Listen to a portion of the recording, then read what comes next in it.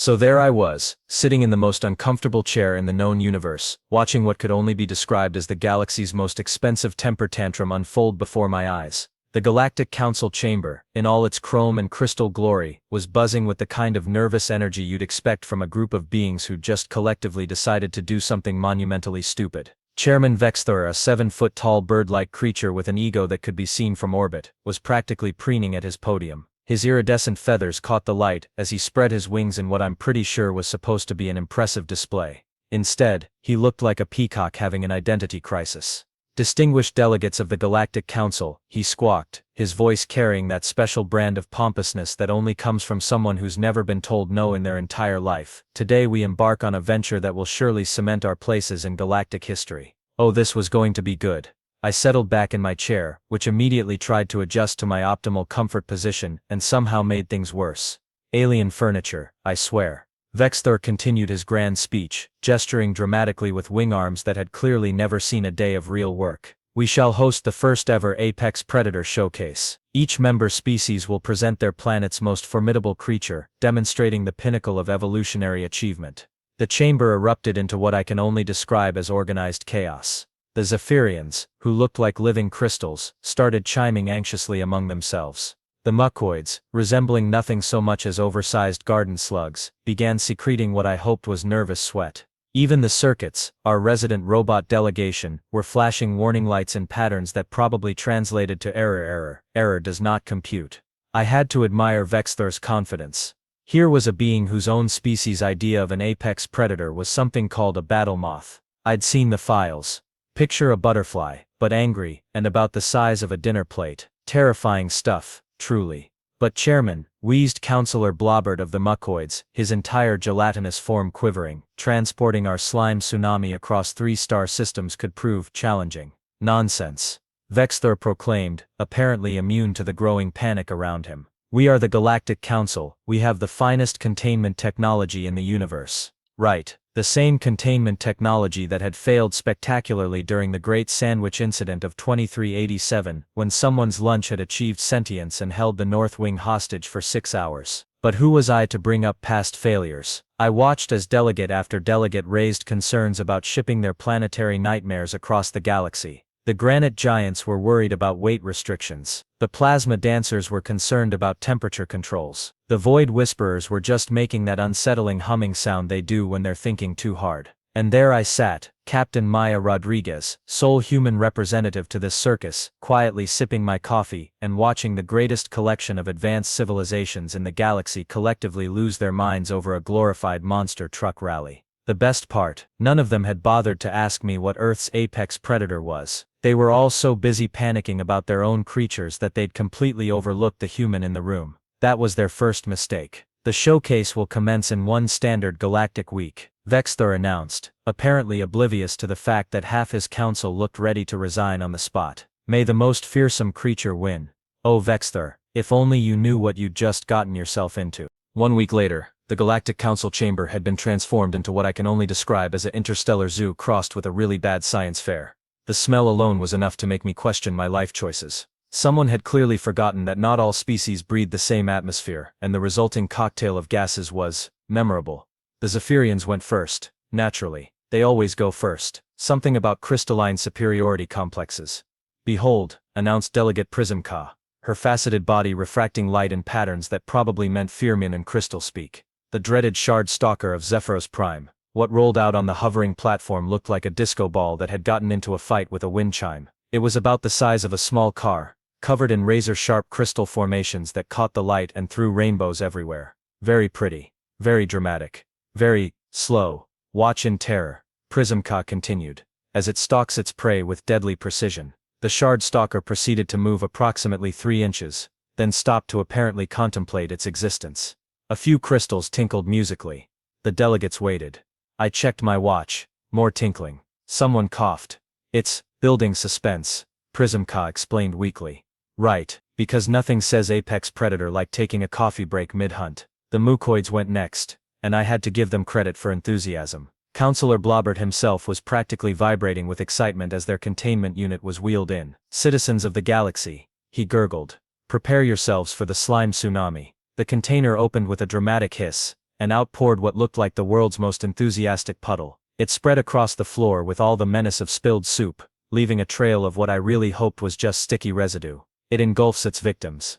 Blobbert announced proudly. Nothing can escape its inexorable advance. The slime tsunami had managed to cover maybe 10 square feet of floor space, and was now apparently taking a break to digest a stray piece of paper. Delegate Vexler hopped backward as it approached his podium, which was admittedly the most exercise I'd seen him get all week. Terrifying, I muttered, loud enough for the nearby delegates to hear.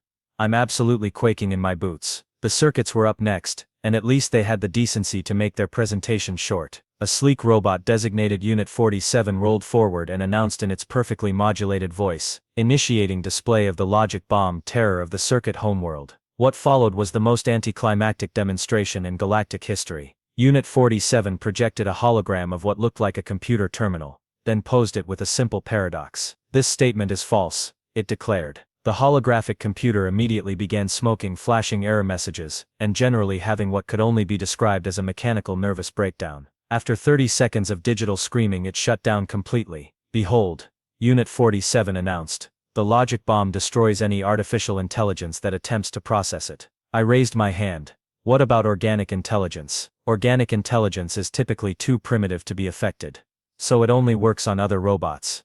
Affirmative, and you guys are all robots. Affirmative.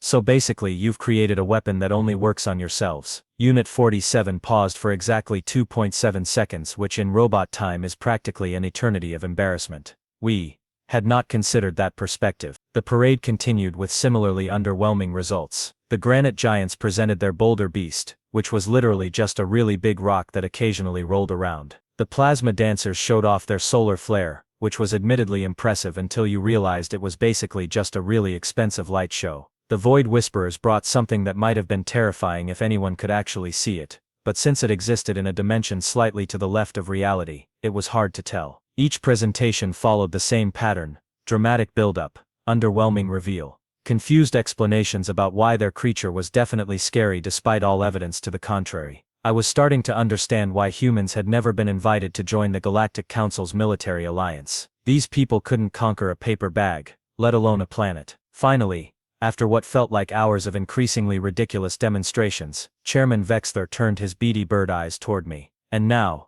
he announced, with the kind of smile that suggested he was expecting to be thoroughly entertained, we shall see what Earth's representative has brought to our little showcase. The chamber fell silent. Every delegate, every aide, every maintenance droid turned to look at me. I could practically feel their anticipation.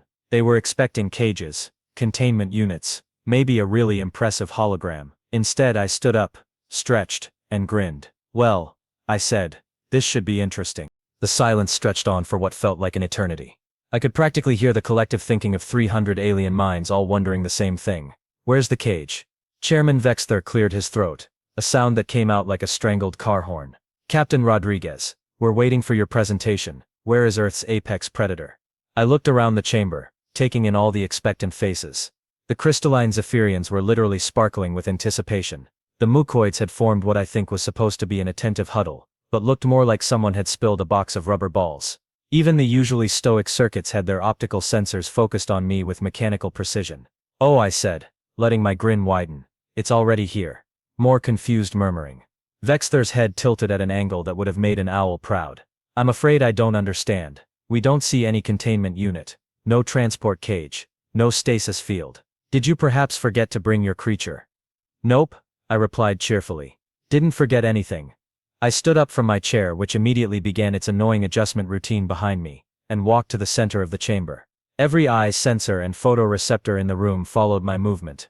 Ladies, gentlemen, and assorted non-binary entities, I announced, spreading my arms wide, I present to you Earth's apex predator. Then I pointed directly at myself. The reaction was immediate, and exactly what I'd expected. The chamber erupted into chaos. The Zephyrians started chiming in frequencies that probably translated to confused laughter. The mucoids began what I can only describe as aggressive jiggling. The circuit's optical sensors started spinning like slot machine reels. This is preposterous, Vexler squawked, his feathers ruffling in indignation. You're making a mockery of these proceedings. I'm sorry, wheezed Counselor Blobbert, his entire form shaking with what I assumed was laughter. But did you just claim that you are Earth's apex predator? That's exactly what I claimed, I said, maintaining my cheerful tone despite the growing cacophony around me. But you're so small, called out Delegate Granite Max, one of the 8-foot-tall rock people. You have no claws, no venom, no natural armor. Your teeth are pathetically tiny, added Prismka, her crystalline form flashing with what I'm pretty sure was amusement. How do you rend flesh? How do you crush bone? And you're so soft. This from one of the Void Whisperers, whose voice seemed to come from somewhere slightly to the left of where they were standing. You have no exoskeleton, no protective shell, no hardened skin. The laughter was getting louder now. I could see delegates pointing at me, their various forms of communication creating a symphony of mockery that echoed through the chamber. Even some of the maintenance droids seemed to be vibrating with what I assumed was mechanical amusement. Chairman Vexther raised his wings for silence, though he was clearly struggling not to join in the laughter himself. Captain Rodriguez, while we appreciate your creative interpretation of the assignment, I'm afraid we must insist on a serious presentation. Perhaps you have a holographic display of Earth's actual apex predator. A large carnivore of some sort, a venomous serpent, a massive insect. I shook my head, still smiling. Nope, it's me. It's humans. We're Earth's apex predator. This sparked another round of laughter, even louder than before. I caught sight of Unit 47 actually slapping his knee joint, which was probably the closest thing to belly laughing that robots could manage. Forgive us, Vexther managed between what I think were chuckles, but surely you must see the absurdity of your claim. You're bipedal, relatively small, and appear to have no natural weapons whatsoever. How could such a creature possibly be considered an apex predator? I waited for the laughter to die down, my smile never wavering. When the chamber finally quieted enough for me to be heard, I clasped my hands behind my back and began to walk in a slow circle around the center of the room. You know what? I said conversationally. You're absolutely right. Humans are pretty pathetic when you look at us that way. We're not particularly strong. We don't have claws or fangs. We can't fly or breathe underwater, or survive in the vacuum of space without technology. The delegates were nodding along, clearly pleased that I was finally seeing reason. We're actually pretty fragile, I continued. Our skin tears easily, we break bones if we fall wrong, and we need to eat regularly or we get cranky. We're not even that fast compared to most of Earth's other predators. More nodding. I could see some of the aliens starting to look almost sympathetic. But here's the thing, I said, stopping directly in front of Chairman Vexther's podium, and looking up at him with that same cheerful smile. We're still here, and everything else that used to hunt us isn't. The laughter was starting to die down now, replaced by confused murmuring. So maybe, I suggested, you might want to hear why. The chamber had grown uncomfortably quiet. I could see the delegates exchanging glances, their earlier amusement fading into something that looked suspiciously like uncertainty. Good. Nothing quite like a little suspense to set the mood. Let me tell you about persistence hunting, I began, my voice carrying easily through the now silent chamber. Picture this. You're a gazelle on the African savanna. You're fast, you're agile, you can leap over obstacles and outrun pretty much anything on 4 legs. You're basically the sports car of the animal kingdom. I paused, letting that image sink in. Now picture a human. Slow, clumsy, no claws, no fangs, just a bipedal ape with a stick. The gazelle sees this pathetic creature approaching and thinks, this'll be easy. So it runs. And the human follows, not fast, not gracefully, just follows. The mucoids had stopped their nervous jiggling. Even the circuits seemed to have focused their full attention on me. The gazelle runs for miles, easily outdistancing the human. It stops to rest, confident it's safe. But then on the horizon, it sees something that makes its blood run cold. That same human, still coming, still following. So it runs again. And again, and again. I started walking around the chamber's perimeter, my footsteps echoing in the silence. Here's the thing about humans that no one ever mentions in the guidebooks. We don't stop. We don't give up. We don't quit. We can run for hours, days even, at a pace that would kill most creatures through sheer exhaustion. We're not the fastest, but we're the most persistent. We'll chase our prey until its heart literally explodes from overexertion. Delegate Granite Max shifted uncomfortably, his rocky form grinding against his chair. But surely this is just hunting strategy. Many species have unusual hunting methods. Oh, this is just the beginning, I replied cheerfully. Let me tell you about human adaptability. We're the only species on Earth that can survive in literally every environment the planet has to offer. Desert? We live there. Arctic tundra? We live there. Tropical rainforest? We live there. Mountains, swamps, grasslands, we've made ourselves at home everywhere. I gestured around the chamber, Most of you come from planets with relatively stable environments. The Zephyrians evolved in crystal caves with perfect temperature control. The mucoids developed in consistent moisture conditions. The circuits were literally built for specific operational parameters. But Earth tried to kill us with ice ages, volcanic eruptions, massive climate shifts, and we just adapted. The delegates were listening intently now, their earlier mockery completely forgotten. When the climate changed, we didn't die out like the dinosaurs. We invented clothing. When we ran out of food, we invented agriculture. When other predators threatened us, we invented tools. And when I say tools, I don't mean simple implements. I mean we took rocks and sticks, and turned them into weapons that could kill creatures 10 times our size. I paused in front of the Zephyrian delegation. Prismka, you mentioned our pathetic teeth. You're absolutely right. Human teeth are terrible weapons. So we invented better ones. We took metal and forged it into blades sharper than any claw. We learned to hurl projectiles with such accuracy that we could kill prey from distances that would make your shard stalker look like a paperweight. The crystalline being's light patterns had shifted to what I was pretty sure indicated nervousness. But here's where it gets really interesting. I continued, my voice dropping to a conversational tone that somehow made the words more ominous. Humans don't just adapt to their environment. They adapt their environment to them. When we found forests in our way, we cut them down. When we found rivers blocking our path, we built bridges. When we found mountains inconvenient, we carved tunnels through them. I turned to face the entire assembly. We reshaped our entire planet to suit our needs. We domesticated other species, turning natural predators into pets and hunting companions. We learned to control fire, to harness electricity, to split atoms. We didn't just survive on Earth, we conquered it. Chairman Vexter was looking distinctly uncomfortable now. But Captain Rodriguez, surely you're exaggerating. These are modern achievements, the result of technology and civilization. Am I? I asked, tilting my head. Let me tell you about the time humans almost went extinct. About 70,000 years ago, a supervolcano erupted and nearly wiped out our entire species. The human population dropped to maybe 10,000 individuals. Any reasonable species would have died out.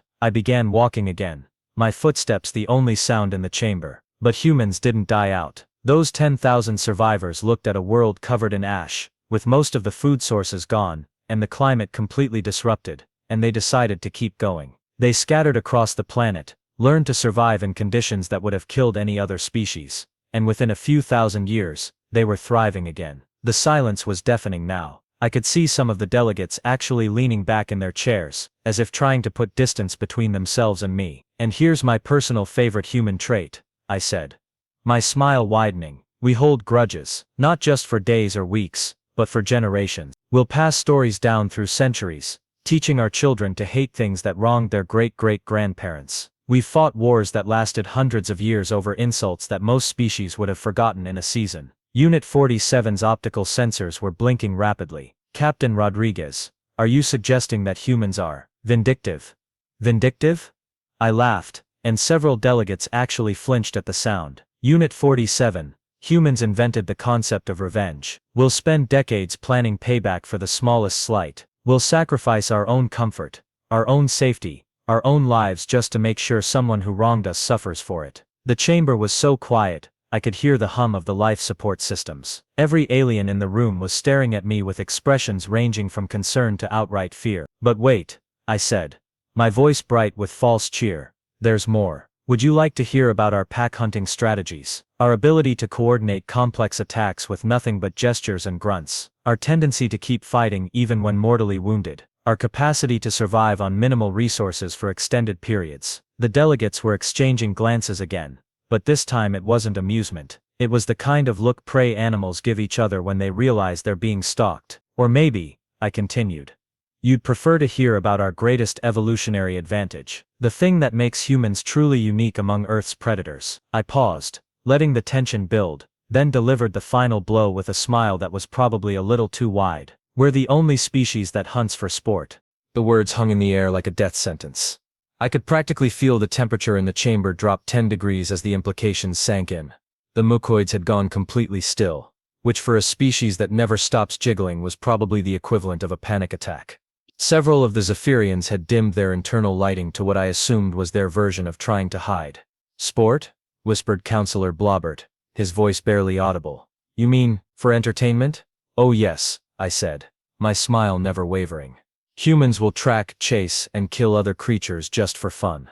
Not for food, not for territory, not for survival, just because we enjoy it. We call it recreation. Chairman Vexthor's feathers had gone completely flat against his body, making him look like a deflated balloon animal. Surely you're exaggerating for effect. Am I? I asked innocently. Would you like a demonstration of human capabilities? Nothing dangerous, of course. Just a friendly little showcase of what we can do. The chamber erupted in nervous chatter. I could hear fragments of conversation in a dozen different languages, most of which seemed to involve variations of absolutely not. And are you insane? Now? I said, raising my hands for silence. I'm not talking about anything violent, just some basic human skills.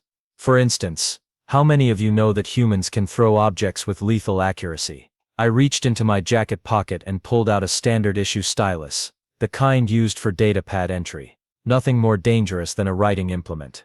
This weighs about 30 grams. In human hands, it becomes a projectile weapon.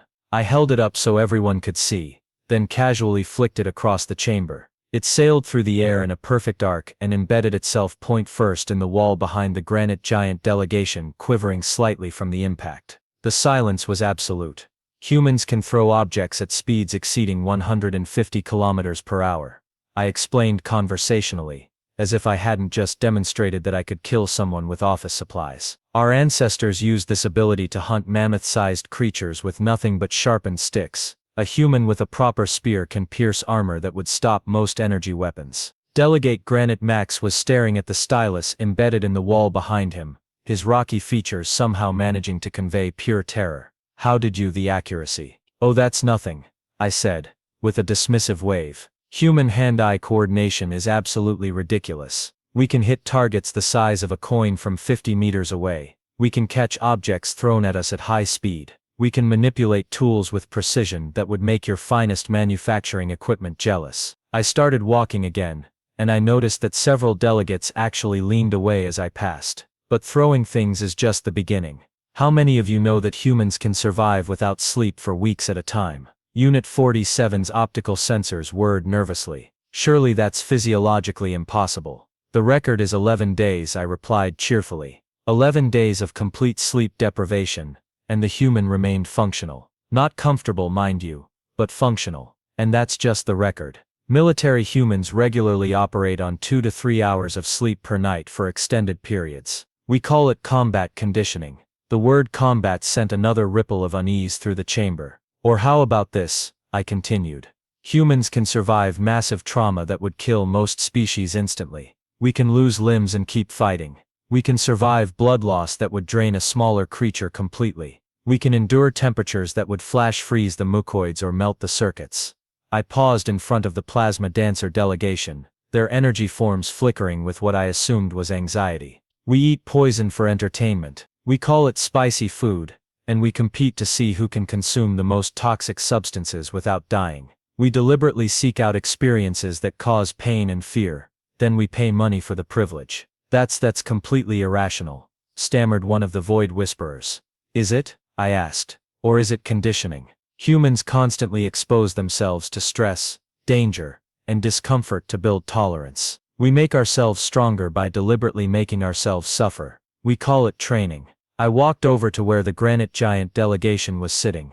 These beings stood 8 feet tall, and were carved from living stone, each one weighing at least half a ton. They were the closest thing to unstoppable force in the known galaxy. Granite Max, I said, looking up at the massive being, you mentioned earlier that humans have no natural strength. You're absolutely right. Your average human can't lift more than their own body weight. The stone giant relaxed slightly, his rocky features settling into what might have been relief. But here's the thing about humans, I continued, my smile widening.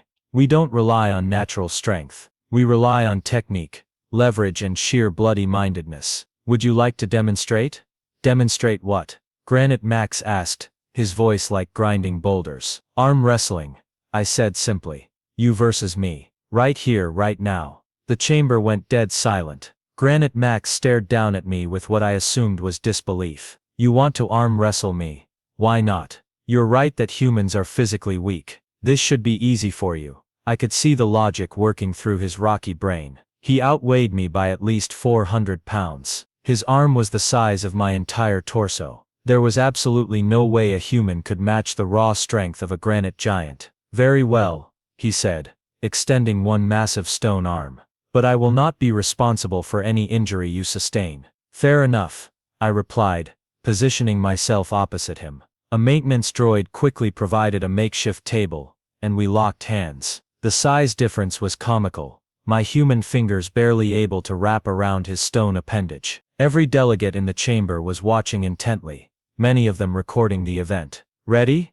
I asked. Granite Max nodded, confident in his inevitable victory. I smiled that same cheerful smile I'd been wearing all day. "Here's another thing about humans," I said, conversationally. "We don't fight fair." Then I did something no one expected. Instead of trying to match his strength directly, I used leverage. I shifted my weight, changed my grip angle, and turned the contest from a pure strength match into a physics problem. I applied pressure at precisely the right point and angle to maximize mechanical advantage. Granite Max's confidence wavered as he realized his brute force wasn't enough. I could see confusion in his rocky features as his arm began to move in the wrong direction. "The thing about being weak," I said, my voice completely calm despite the massive effort, "is that you learn to be smart. You learn to find advantages where none exist. You learn to turn your opponent's strength against them." With a final surge of effort, I slammed his massive stone hand down onto the table.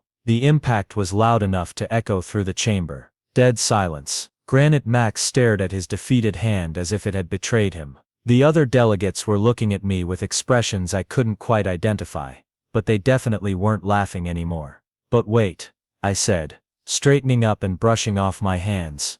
"There's more. Would you like to hear about human endurance? Our ability to survive in hostile environments, our talent for improvised weapons, our tendency to pack bond with literally anything that moves." I looked around the chamber, taking in all the terrified alien faces. "Or maybe you'd prefer to hear about our reproductive strategy. We're one of the few species that can breed in any environment, in any season, with no specific requirements for habitat or resources. We can literally outbreed any threat to our existence." The implications of that statement hit the room like a physical blow. Several delegates actually stood up, as if preparing to flee. "Oh, and here's my personal favorite," I added, my voice dropping to a whisper that somehow carried through the entire chamber. "Humans are the only species that actively seeks out and befriends their natural predators. We kept wolves as pets. We ride animals that could kill us with a single kick. We swim with sharks, play with bears, and keep venomous snakes in our homes."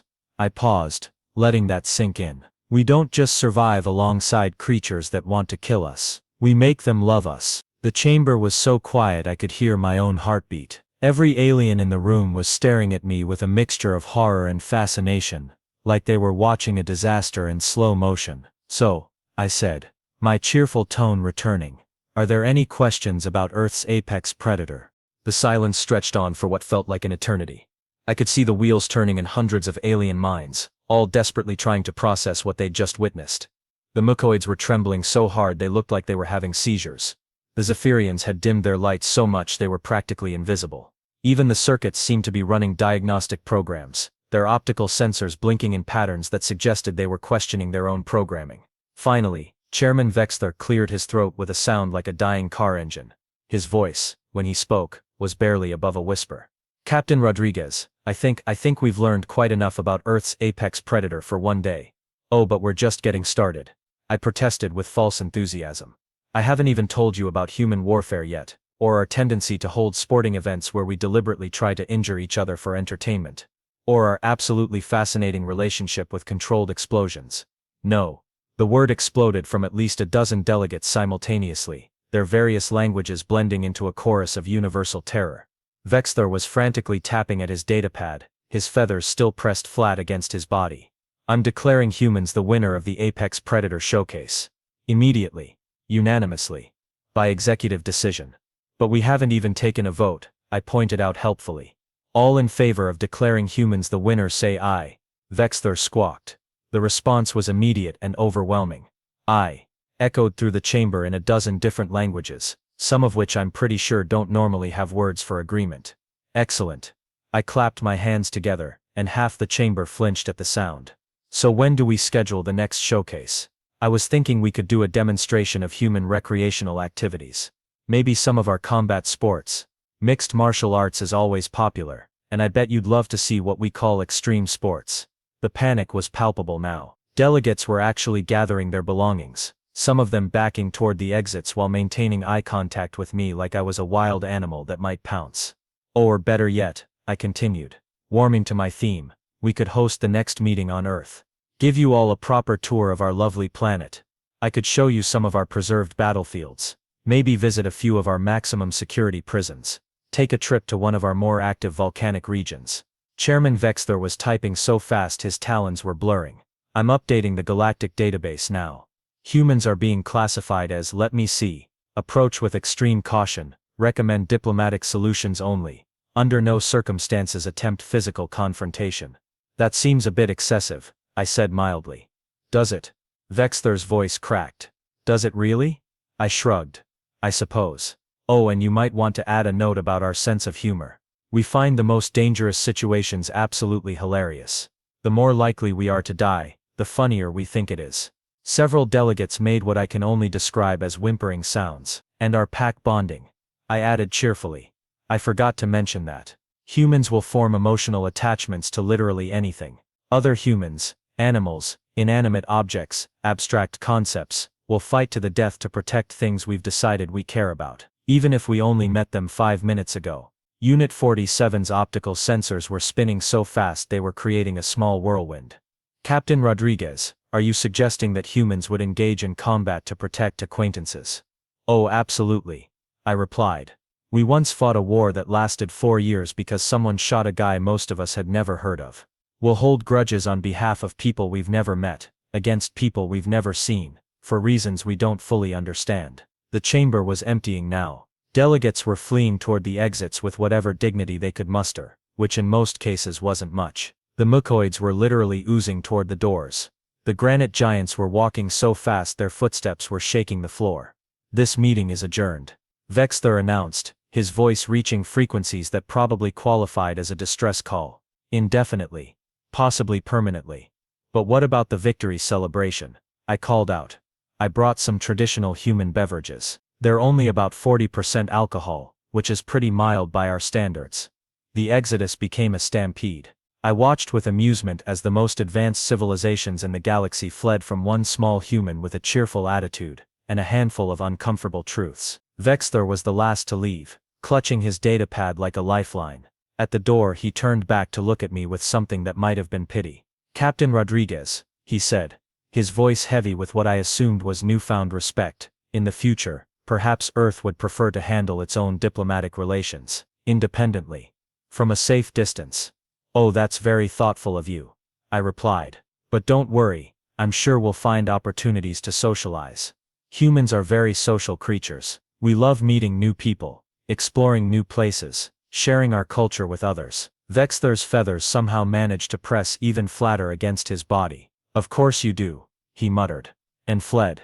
And then I was alone in the chamber, surrounded by the abandoned belongings of the galaxy's most advanced species, all of whom had apparently decided that discretion was the better part of valor when it came to dealing with humans. I retrieved my stylus from the wall, noting with satisfaction that it had embedded itself a full inch into the reinforced composite. Not bad for a casual throw with a writing implement. My communicator buzzed with an incoming message from Earth Command. Rodriguez, how did the presentation go? Are we getting invited to join the Galactic Military Alliance? I looked around the empty chamber, at the abandoned Apex Predator showcase, at the hastily discarded alien technology left behind by fleeing delegates, and I smiled. Let's just say, I replied, that I think they're going to want to renegotiate our relationship.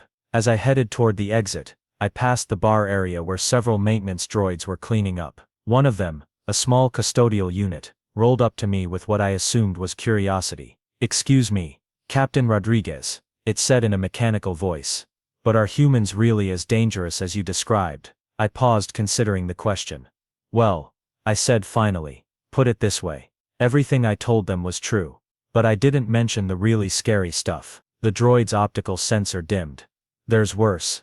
Oh, much worse, I replied cheerfully. I didn't tell them about our nuclear weapons, our biological warfare capabilities, our tendency to fight wars for centuries over religious differences, or our absolute refusal to surrender even when facing impossible odds. The droid was backing away now, its cleaning attachments retracting defensively.